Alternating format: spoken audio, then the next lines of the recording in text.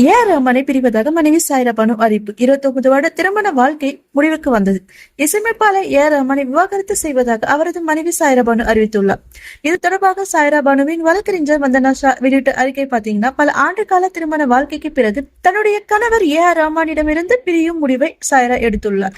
அவர்களுடைய உறவில் ஏற்பட்ட குறிப்பிடத்தக்க உணவு ரீதியான அழுத்தத்துக்கு பிறகு இந்த முடிவு எடுக்கப்பட்டுள்ளது. ஒருவர் மீது ஒருவர் அவர்கள் ஆழமான அன்பை வைத்திருந்தாலும் பதட்டங்களும் சிரமங்களும் தங்களுக்கு இடையே ஒரு தீர்க்க முடியாத இடைவெளியை உருவாக்கியுள்ளன என்பதை அவர்கள் கண்டறிந்துள்ளனர்.